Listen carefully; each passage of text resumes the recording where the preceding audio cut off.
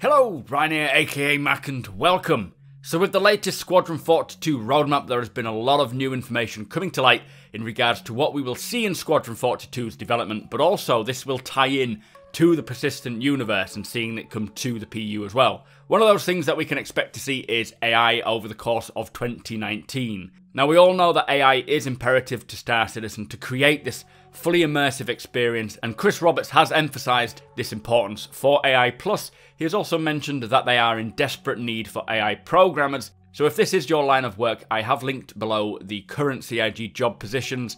Even if it's not your line of work, I suggest taking a look.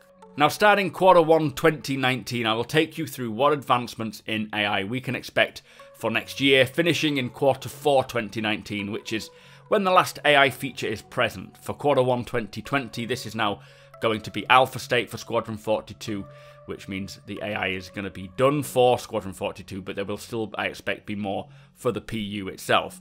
So starting with Q1, the first one is FPS Realistic Firing version 2. Now that's at 1 out of 3 tasks complete.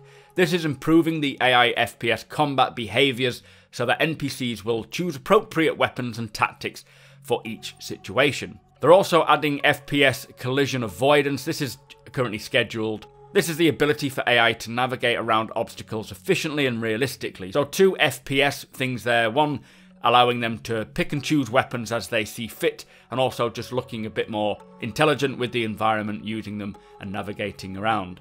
For flight, they are adding the spline paths. This is 1 out of 6, so allowing the AI to perform more complex commands and flight maneuvers. Obviously, at the moment, they are pretty simple and just do the basic maneuvers. That will change. That's it for Q1. For Q2 in 2019, there's 2 more FPS ones. There's the combat weapon types. Now this is very similar to the first one. It's the ability for AI to engage players using a wide array of weaponry. So I guess it's similar to the first one where they can choose the appropriate weapon, but this is engaging with us more appropriately. Also for Q2 next year is grenades. Just the basic functionality for NPCs to use grenades. I don't know if that's a good idea, and I'm sure we're going to have some very calamitous incidents when that does get added. For flight, they have the standard pilot. This is at 1 out of 11 tasks. This is creating the baseline behaviours and abilities, using the ship functionalities and offensive and defensive tactics and manoeuvres. Now what that means is just basically the pilot being at a baseline standard, pretty decent but not amazing. If you didn't know, the AI characters, the NPCs, they actually fly the ships using the same systems, the IFCS system that we use. It is not that the ship is controlled by the AI subsumption system, it is controlled by its pilot. Also, gunships are being added. That's just scheduled at the moment. This is giving AI crew better usage of turrets and gimbaled weapons. That should be quite interesting. And finally, for Q2 is flight wingman commands. So this is the functionality for wingmen to receive and handle the player's command. So giving an AI pilot a command to perform and then him going and doing it. That will be very useful when it comes to hiring wingmen in the PU as well. So Q3 2019. I will just tell you now the dates. For Q1 is around March, end of March. Q2 is around the end of July. Q3 is at the end of September. And Q4 is the end of December. So for Q3, this is end of September. For FPS, it is cover usage version 2. They already have version 1. This is basically making the AI strategically use dynamic cover and react to changing environments. So if a box gets destroyed and is no longer there, they won't just sit there assuming it is. Also, walk and talk, which I found quite interesting. This is currently at 6 out of 31 complete, just giving the NPCs the ability to walk alongside the player and other NPCs and maintain a believable conversation while en route to a destination. This will extend also to on foot or in ship patrols and guarding behaviours. So just giving them a little more life, or a lot more life really, and having full-on conversations. They're also adding usables V2. This is at 33 out of 72, so allowing the AI to interact with objects in a believable way, pretty much like how we do, but this will also go into creating a realistic atmosphere with NPCs going about their day-to-day jobs, looking and actually doing something with physical items rather than just standing there statically.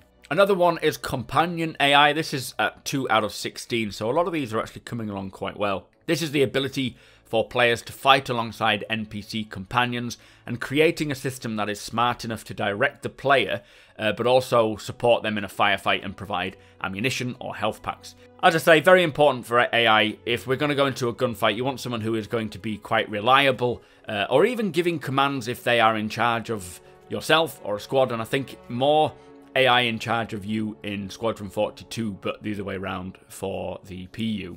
Now, one thing that they have added for Quarter 3 is the Vandal combat behaviours. This is at 6 out of 28. It's basically the foundational tech to enable unique behaviours and attack patterns from the Vandal. This will be incredible on the day that we get to fight against non-human opponents, and it does sound like, based on their planet and their environment that they're used to, they will fight differently to how humans fight, so it'll be interesting learning their patterns and techniques and using it against them. Now, for flight in Quarter 3, landing and takeoff and travel, that's scheduled at the moment, giving the AI the ability to take off and land and just use this new flight model that's coming Quarter 1 next year. Also for flight is the mission logic additional controls, implementing additional commands that players can impart to AI spaceship crew members, so maybe a bit further compared to what we have already, but this is going to be interesting as well. And then finally for Quarter 3 is flight formations. 1 task out of 11 complete there, just giving the AI the ability to control the spacecraft and fly in formation with yourself or other AI as well, which just looks really cool. So anyway, to the final quarter of 2019, Quarter 4, as I say, end of December, kind of where we are now with 3.4. For FPS, this is Stealth version 3, so this is improvements to the AI stealth protocol while hunting and pursuing players who are hidden or retreating. When they say stealth for FPS for the AI, they don't mean that the AI are going to be sneaking around, it's how they react to us, and visually, audibly, and reacting to different stimuli. They're also adding navigation version 2. This is at 2 out of 11. So NPCs moving from different parts of the ship to open space into 0G. Just making it, because at the moment if you look in Lawville they can't board the train. They're not able to. So things like that where they can use and transition between different environments. They've also added in this one Social AI version 2. This is very close to finish. This is at 85 out of 95.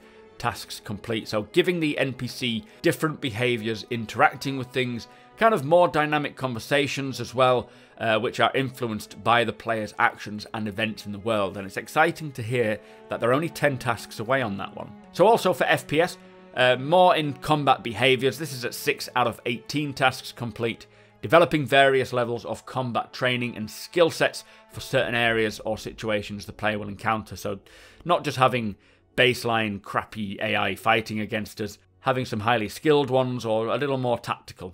Also, close combat is coming in Quarter 4, making sure that the AI remain lethal even without a weapon, using knives or bare hands.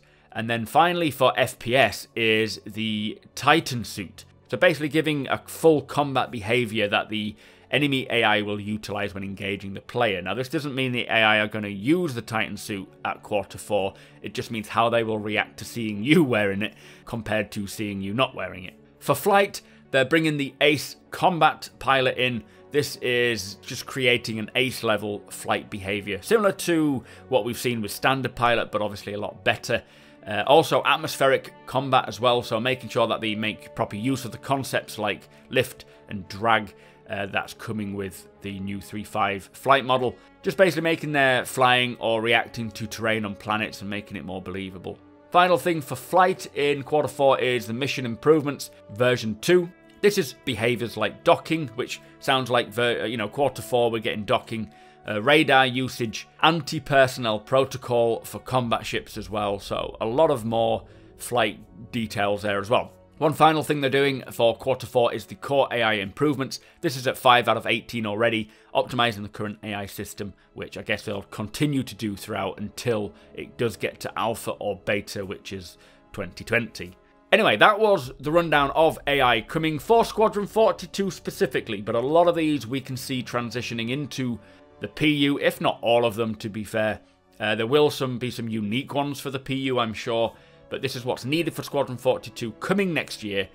Fingers crossed nothing gets delayed and we'll start seeing a little more robust pilots, crew members, even hiring crews or taking NPCs planetside and using them to engage in firefights. It is going to be a lot of fun if they get it right, and I'm interested to see how it comes along. Anyway, this is just a breakdown of the AI. I will cover more on the Squadron 42 roadmap as well.